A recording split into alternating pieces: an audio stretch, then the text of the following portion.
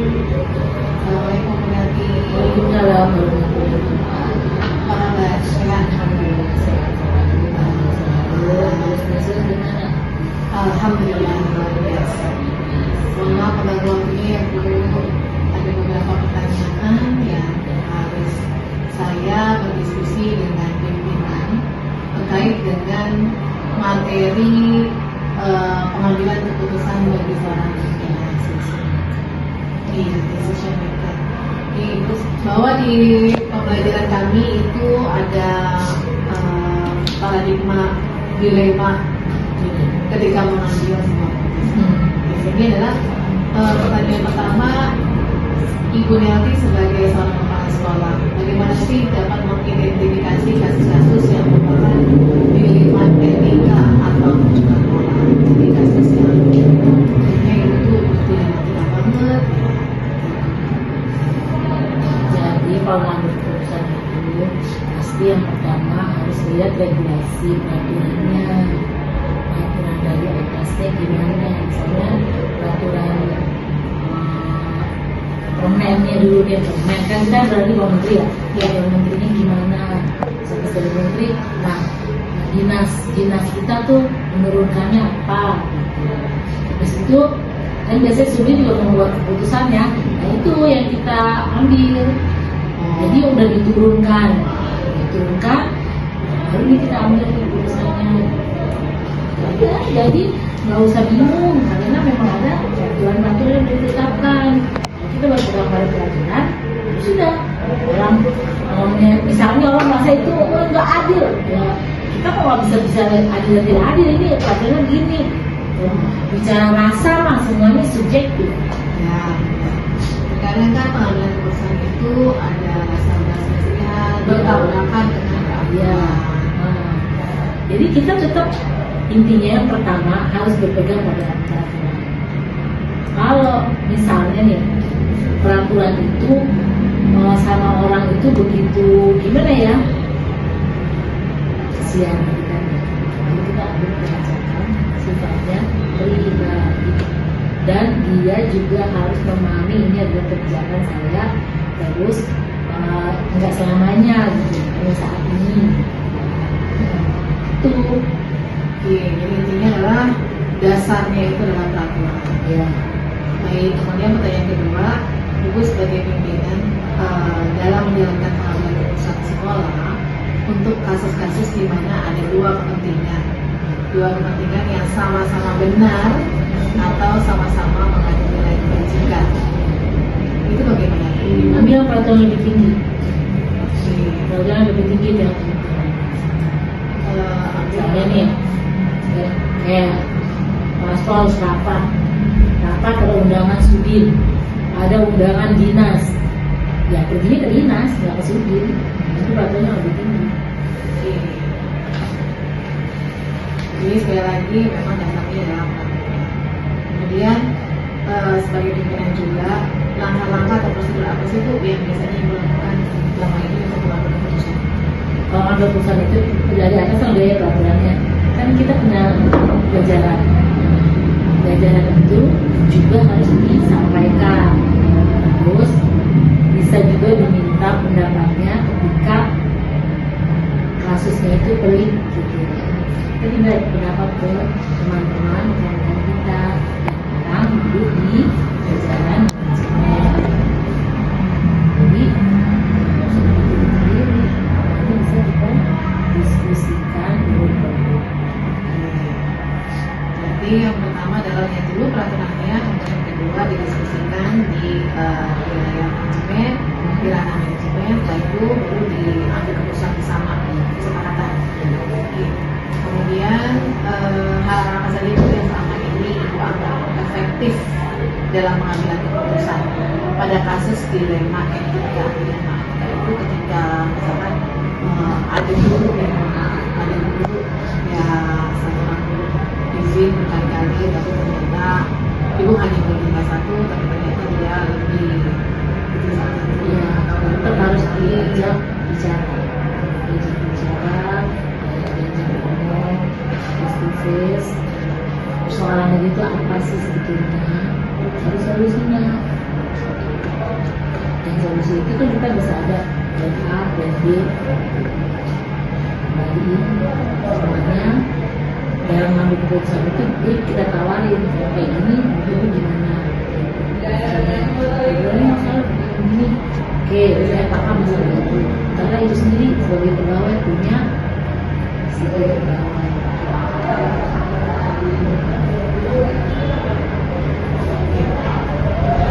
Kemudian sebagai pimpinan dalam mengambil keputusan, tantangan apa aja sih Bu yang Ibu ambil yang pernah Ibu dapatkan dalam hal pengambilan keputusan? Mengambil keputusan itu emang tidak ya, karena apa? Ada resiko. Pertama pasti dibenci, dimasukin, dibilang nggak toleran, nggak fleksibel, nggak ngertiin saya. Itu. Nah, kalau ada hal seperti itu bagaimana? Tutup kuping, jangan bersikap toleransi terlalu tinggi, karena walau bagaimanapun orang itu punya disiplin pegawai. Saudaranya aja tentang disiplin pegawai sama dia. Kan terakhir kan tetap eksekusinya kan kepala sekolah. Itu pada ranah guru. Kalau misalnya pada ranah anak, kita kan memiliki nih kasus-kasus yang ada dilema etika, kayak kasus yang mohon maaf anaknya jarang masuk, kemudian kan akhirnya yang bisa tangani. Nah, kan kalau kayak gitu kan kita punya sebelumnya BK, wali kelas BK, ya BK, itu kan kita punya sebelumnya BK, wali kelas BK, ya BK, nanganin sampai sejauh mana sih kasus ini, baru naik ke kesiswaan. Ini kayaknya udah bisa diselesaikan, baru naik ke kepala sekolah. Lalu kita diskusikan apa nih keputusan terhadap anak ini, disikat orang tuanya, soalnya dia apa, baru kita bisa mengambil keputusan. Keputusannya kan nggak tiba-tiba, misalnya sekolah dikeluarin, tanya dulu 1 kali SD, 2 kali janjian, kita di situ kita ambil keputusan. Jadi pengambilan keputusan itu tidak hanya pada satu orang saja yang terlibat ya Bu, Iya. lebih banyak sekali. Oke, kemudian jika nanti ada jadwal tertentu dalam sebuah penyelesaian kasus dilema etika, apakah Ibu langsung menyelesaikan di tempat atau nanti Ibu bikin jadwal tersendiri untuk menyelesaikannya, kemudian langkah seperti apa sih? Kalau masalah itu pelik, harus kan mengambil keputusan itu harus sangat mendesak, ya kan? Sangat mendesak itu harus diselesaikan memang. Terus kurang mendesak, nanti bisa kita cool down dulu, kita bisa diskusi sama yang lain. Dan ada keputusan yang mungkin nggak perlu kepala sekolah yang memutuskan, bisa wakil yang memutuskan. Tapi kalau mendesak, harus kepala sekolah yang memutuskan, saat itu harus diputuskan.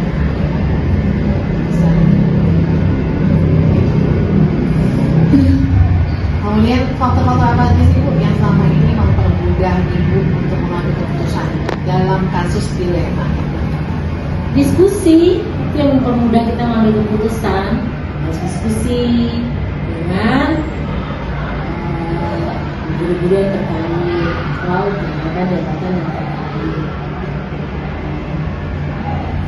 dengan pengawas, kan perlu didiskusikan. Ya perlu ya Sudin itu kalau persoalannya sulit banget. Kemudian Bu, mohon maaf untuk kasus salah satu paradigma keadilan rasa kasih sayang, kasihan, rasa keadilan versus rasa kasihan. Itu apakah Ibu pernah mengalami mendapatkan kasus seperti itu? Ya pernah lah. Rasa keadilan versus rasa kasihan. Kemudian yang mana yang lebih Ibu peminat? Kita secara pribadi pasti kasihan, tapi secara regulasi harus ditegakkan. Jadi bedakan, saya tuh kasihan sama kamu, saya tuh sedih ya kamu. Tapi ini peraturan, saya harus bekerja di atas peraturan. Berarti Ibu lebih menekankan pada rasa keadilannya ya? Iya. Rasa keadilan. Tapi kalau rasa kasihan itu sebatas empati. kemarin. Nah, ini dia apa namanya, kemudian yang terakhir itu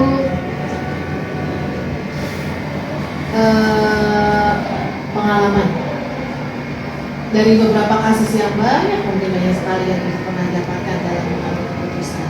Terus pembelajaran apa sih atau pengalaman apa sih yang bisa ibu berikan kepada saya sebagai seorang pembelajar untuk membuat keputusan? Yang waktu itu kembali karena sebetulnya kedua saya setengah tenang dulu, terus berpikir sejenak, tarik nafas sejenak agar kita bisa berpikir jernih. Terus yang ketiganya kita melibatkan orang lain. Ya, sebelum kalau tidak terlalu mendesak ya, kita bisa berdiskusi dengan yang lain. Terus kita bisa pikir nih, kira-kira pengalaman keputusan ini itu kayak apa. Tapi pada akhirnya tetap aja keputusan itu harus kita rumuskan bersama dari turunan regulasi yang ada. Banyak yang rumus ya. Iya, jadi nggak semena-mena. Iya. Karena kan kadang kita berpikir mau ngambil keputusan seperti ini, tapi saya pikir lagi nanti gimana ke depannya. Kemudian kalau ngambil keputusan seperti ini kan akan seperti ini. Entah pernah nggak ibu punya rasa dilema gitu, galau dalam mengambil keputusan, harus pikir panjang gitu. Ini kita nggak kasus dulu kan pernah punya anak. Kalau nggak sih, kan kita mikir juga punya anak gimana nih sana. Tapi kita berusaha menegakkan peraturan, kasihan sama anak itu, mencari solusinya. Kan kemarin kita cari solusi kan buat dia. Anak-anak yang kasus di sini kan tetap harus tegakkan peraturan, tapi untuk anak ini gimana, gitu kan? Gimana kita mungkin cari solusinya gimana biar keputusan di sini berjalan, tapi anak itu juga berselamatkan, nanti pulang gitu aja. Kita berselamatkan. Solusi Dava pelik banget kan? Gimana caranya? Berkali-kali mau keluar mau apa?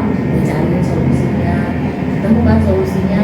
Dia udah di situ. Kalau selanjutnya dia di situ kalau nyaman dia bukan urusan kita lagi, kita udah menyelesaikan soalnya juga soalnya di sini ya. Oke, alhamdulillah, terima kasih banyak Bu waktunya. Mohon maaf mengganggu, banyak banget ilmu yang saya dapatkan dari Ibu sebagai pimpinan dalam hal mengambil keputusan. Tapi harus ingat ya, tetap kepala sekolah itu punya hak dalam keadaan balik memutuskan perkara. Itulah ketangguhan, siap dimusuhin orang. Nah, itu siap dimusuhin orang. Jangan kita terlalu toleransi, terlalu lemah, tapi akhirnya nanti menjerat kita sendiri. Tegas seperti ya. Tegas harus. Ya, tegas itu resikonya kata orang otoriter, kata orang ini banget, kan? Itu resiko.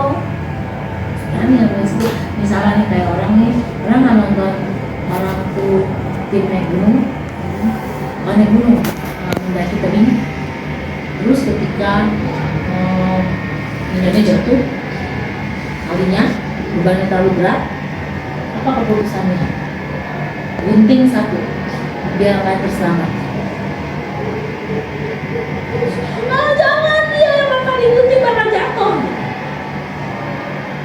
Ambil keputusan segera, gunting satu, kalau mungkin jatuh semua satu tali itu. Dan kan Si gunting satu berarti yang jatuh satu. jatuh satu.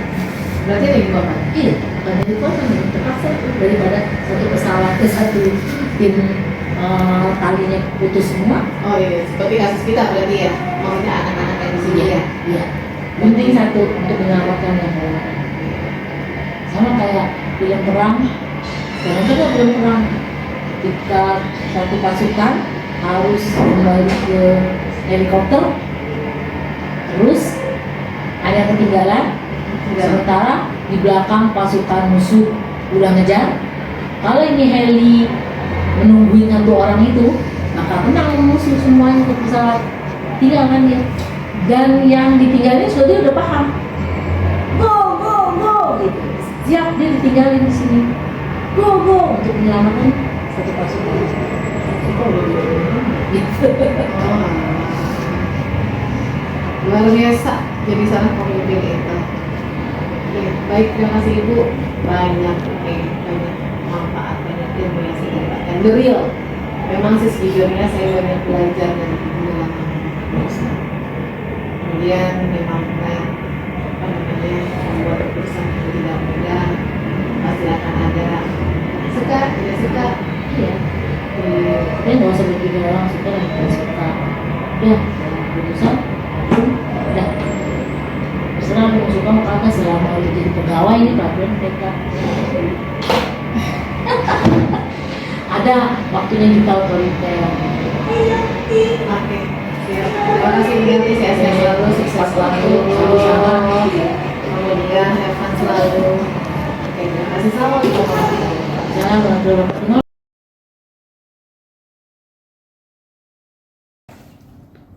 Assalamualaikum warahmatullahi wabarakatuh, Bu Lia. Waalaikumsalam warahmatullahi wabarakatuh. Apa kabar? Alhamdulillah, luar biasa. Allahu Akbar. Ibu mohon izin waktunya untuk saya berkenan untuk diwawancarai oleh saya. Oke. Ini terkait dengan posisi Ibu sebagai kepala sekolah, sebagai pemimpin pembelajar di satu instansi terkait dengan pengambilan keputusan. Izin bertanya, yang pertama adalah sebagai kepala sekolah, bagaimana sih Ibu dapat mengidentifikasi kasus-kasus yang merupakan dilema etika atau rujukan moral? Well, untuk kasus-kasus yang berkaitan dengan etika dilema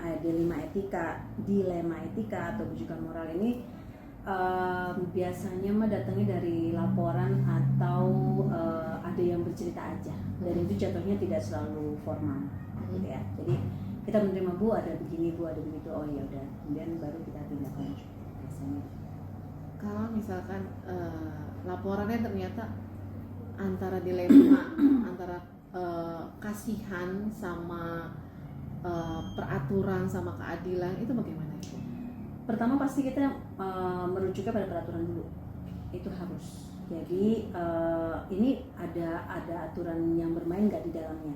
Kalau misalnya memang sudah ada aturan yang jelas, ya sebisa mungkin kita jalanin itu. Tapi tidak juga serta-merta misalnya langsung, oh ini udah ada peraturan ini langsung sekepat misalnya, nggak kayak gitu. Pasti pihak-pihak yang berkenaan dengan ini kita panggil, kita ajak bicara. Oke. Kemudian berikutnya adalah sebagai kepala sekolah juga untuk mengambil keputusan di sekolah, terutama untuk kasus-kasus di mana ada dua kepentingan yang sama-sama benar atau yang sama-sama mengandung nilai kebajikan. Terus bagaimana Ibu mengambil keputusannya?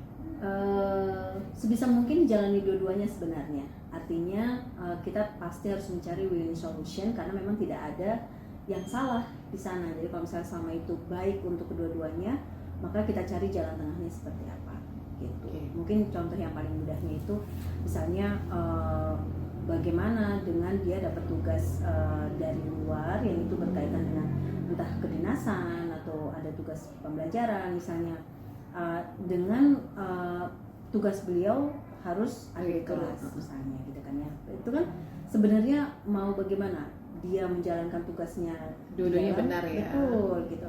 Nah itu kan tinggal bagaimana kita mengkondisikan di lapangannya. Ya. Berarti ada win-win solution. Yes. Oke. Berikutnya adalah langkah-langkah prosedur seperti apa sih yang biasa Ibu lakukan sebagai kepala sekolah untuk pengambilan keputusan? Ya. Yang pasti kita harus memanggil pihak-pihak yang terkaitnya. Oke. Itu dulu. Siapa nih yang berkenan dengan ini nih gitu kan, oh gurunya sama siapa, orang tua murid atau ada anak atau siapa gitu, bahkan atau guru dengan guru gitu misalnya, atau orang tua murid dengan orang tua murid, anak dengan anak misalnya. Itu semua kita identifikasi dulu ini siapa yang terkait, kemudian balik lagi ke atas, ada aturan regulasi yang bermainkah seperti itu, lalu kita ajak komunikasi. Ini akan seperti apa atau harus bagaimana. Berarti pihak terkait tetap ya Bu dilibatkan ya. Yes, Oke, kemudian identifikasi dan aturan, merujuk pada aturan. Pertama itu dulu. Oke, berarti fokusnya memang kita akan selalu merujuk pada aturan yang berlaku. Selama masih ada, tapi tidak selalu memang ketika menjalani suatu keputusan itu nggak selalu ada aturan yang jelasnya. Dan itu memang kita harus benar-benar bagaimana kemampuan kita nanti bisa berkomunikasi dengan orang-orang yang kita atau pihak yang terkait. Oke. Kemudian hal-hal apa saja sih yang selama ini Ibu anggap efektif dalam pengambilan keputusan pada kasus-kasus dilema etika? Pertama itu komunikasi yang baik untuk semua pihak.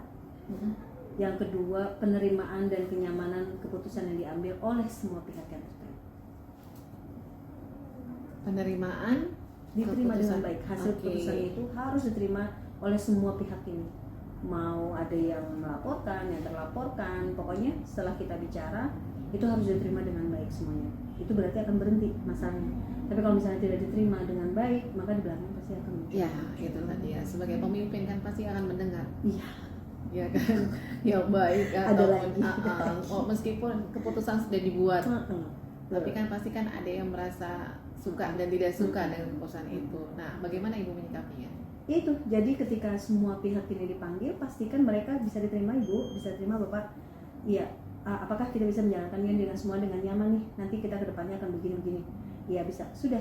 Maka mulai saat itu, bagaimana semua harus kembali ke tupoksinya masing-masing misalnya. Jadi tidak berlarut di belakang ada omongan lagi, ya berarti itu masih masalahnya belum selesai. Intinya adalah sebuah ketegasan ya. Yes. Dari seorang pemimpin. Yes, Pemimpin itu juga. aja. Oke. Baik. Berikutnya adalah tantangannya apa sih Bu untuk mengambil keputusan pada saat kasusnya itu adalah dilema etika. Yes. Bisa terkait dengan guru dengan lingkup guru ataupun dengan lingkup Iya. anak, Bahkan siswa. bahkan anak dengan orang tuanya. Kalau Bahkan. ya, jadi kami di sini ada satu PR yang anaknya ini apa ya, seperti eksploitasi anak lah akhirnya, tapi bukan dalam seksual ya, bukan. Nah ini karena keprihatinan kita pihak sekolah gitu kan, ya udah yuk kita kerja sama siapa. Akhirnya kami bekerja sama dengan pihak Bimas, kemudian Dinsos gitu ya, udah pihak-pihak itu kita panggilin, terus orang tua kita panggil. Akhirnya keputusannya adalah pihak keluarga bilang kami masih sanggup untuk membiayai, mengurusi dan bertanggung jawab penuh terhadap kehidupan dan pendidikan anak kami. Karena kalau misalnya itu sudah dipanggil oleh Bimas dan Dinsos, kalau sampai terjadi ke depannya kami temukan anak ini di jalanan misalnya, maka berarti Bapak sudah mengambil ya dan sudah mengizinkan kami untuk mengambil tindakan hukum ya Pak. Karena kan sekarang kan prosesnya masih kekeluargaan nih, bagaimana seperti apa gitu kan ya. Nah, tapi kalau misalnya sampai seperti itu, Bapak berarti sudah main di ranah hukum dan kami tidak bisa membantu Bapak lagi. Dan dia tahu. Oke. Berarti sebagai pemimpin juga kan kalau misalkan bermain dengan psikologi dari anak, berarti kita harus ya seperti tadi kan memanggil dari pihak-pihak terkait. Yes. Gitu kan. Kayak mungkin di sekolah saya ada anak inklusi, berarti harus manggil psikologinya, kemudian harus berhubungan dengan dokternya, nggak bisa punya kenalan, buka koneksi baru itu wajib. Jadi misalnya saya berapa bulan di sini, akhirnya alhamdulillah udah harus kenal sama polsek dan bimasnya, sudah harus kenal sama semua yang di kecamatan, dengan dinsos, kemudian perhutanan, pertamanan, whatever, karena ngurusin sekolah kan tidak ngurusin satu ya. Ada anaknya berarti ke dinsos, ada pohon-pohonan ini harus ke hutanan gitu. Jadi ternyata ya udah, mari kita jalani. Jadi ternyata itu, dan ketika sudah berproses yang seperti itu, mereka juga ini kepala sekolahnya, ini kepala sekolahnya seperti itu. Jadi ada yang mengenal juga ya. Iya gitu, akhirnya kepala sekolahnya concern dan mau menangani ini dengan baik kayak gitu. Luar biasa ya jadi kepala sekolah itu. Kemudian jika ibu memiliki menyelesaikan satu masalah, kemudian bagaimana sih menentukan ketika masalah itu harus diselesaikan sekarang, kemudian masalah seperti apa yang harusnya ya sudahlah ini tidak bisa diputuskan sekarang, harus nanti. Nah itu bagaimana Bu? Masalah-masalah seperti apa atau bagaimana? Ya, pada dasarnya prinsipnya tetap satu. Kalau masalah muncul hari itu harus atau saat itu harus ditangani. Itu dulu. Mau hal kecil, mau hal besar, bukan dicuekin. Tangani. Ya. Mohon maaf melanjutkan. Boleh tahu tentang apa saja sih Bu faktor-faktor yang selama ini mempermudah atau membantu ibu sebagai kepala sekolah dalam mengambil keputusan? Banyak hal. Jadi yang pertama itu adalah teman-teman kerja ya. Jadi misalnya kita punya tim manajemen, itu adalah ring satu kita untuk dalam hal apapun, mau mengambil keputusan, membicarakan permasalahan dalam segala hal ya, mau itu dalam anggaran, mau itu dalam renovasi, mau itu dalam regulasi, itu semua, atau ada kegiatan sekolah itu mereka dulu gitu. Dan apalagi kalau ada masalah. Nah nanti tinggal siapa yang terkait. Misalnya ini masalah dengan kesiswaan ya berarti yang akan mendalami atau dipegangnya oleh siswa seperti itu. Oke. Kemudian the last questions. Pembelajaran apa sih yang bisa ingin ibu sampaikan kepada saya sebagai junior, sebagai pembelajar untuk menjadi seorang pemimpin pembelajar, apalagi untuk mengambil keputusan terkait dengan dilema etika? Iya, yang pertama itu komunikasi, yang penting ya. Ya, komunikasi, membangun komunikasi, dan yang kedua itu menghargai orang lain. Oh, menghargai orang lain ya. Jadi kita dahulukan itu dulu. Seperti kalau mungkin bahasa ininya, sebagaimana kita mau orang lain memperlakukan kita, nah seperti itulah kita memperlakukan orang lain. Oke. Terkait dengan regulasi yang tadi ibu sampaikan, itu hari ini posisi keberapa? Itu untuk menelaah permasalahan sebenarnya. Dia berkaitan dengan regulasi atau tidak. Ketika itu sudah bertentangan dengan peraturan misalnya yang berlaku, ya itu udah langsung kita sampaikan dan berarti tidak bisa diteruskan. Pernahkah ibu memiliki kasus atau pengalaman dilema etika yang benar-benar sangat pelik banget, kemudian sampai ibu tuh harus, ini gimana ya, karena kan ada dilema etika bertentangan dengan peraturan, kemudian dengan belas kasihan, nah itu bagaimana? Kalau yang sampai pelik, alhamdulillah menurut saya belum ada.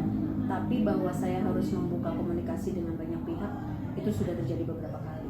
Salah satunya itu tentang anak yang dieksploitasi sama orang tua. Sampai akhirnya saya harus tahu jalur kemana, penanganannya seperti apa. Saya harus bekerja sama dengan pihak mana saja. Bahkan memprovide penyelesaian. Saya harus nyari kalau misalnya ada yayasan mana yang bisa menampung anak ini, dan yayasan itu bisa memberikan pelayanan ke anak sebenarnya sampai apa. Dan waktu itu sebenarnya udah ditawarkan untuk orang tua ini, yayasan ini tidak hanya menampung atau menjamin anaknya, tapi juga orang tuanya. Karena orang tuanya ini sebenarnya kena stroke gitu. Dan itu mau ditangani sama pihak yayasan, tapi ternyata pihak orang tua ini dan keluarganya bilang masih sanggup, maka sampai saat ini mereka masih jalan sama keluarganya. Oke Ibu, terima kasih banyak atas waktu luangnya, terima kasih banyak atas ilmu yang diberikan pada saya. Bermanfaat ya. The real pemimpin pembelajar, kemudian saya yang sedang belajar melalui modul, jadi the real pengambil keputusan. Saya harus banyak belajar tentang bagaimana cara mengambil keputusan yang intinya adalah berpihak pada semua orang dan sangat menguntungkan semua orang. Intinya seperti itu ya Bu. Ya, paling tidak itu harus diterima dengan baik hasilnya ke siapapun yang pihak itu. Bahwa mungkin ada pihak-pihak yang merasa dia tahu dia salah dan kan gue jadi begini. Ya, tapi dia tahu posisi itu saat itu memang seperti itu. Bukan karena kan gue kan dirugiin kan. Nggak boleh ada seperti seperti itu. Dia menerima karena ya saya tahu Bu, ya saya mengerti Bu. Oke, Bu. Terima kasih atas waktunya. Sama-sama. Salam sukses selalu, sehat-sehat Sukses juga buat selalu. Ibu. Amin. Amin ya rabbal alamin. Assalamualaikum warahmatullahi wabarakatuh. Waalaikumsalam warahmatullahi wabarakatuh. Amin.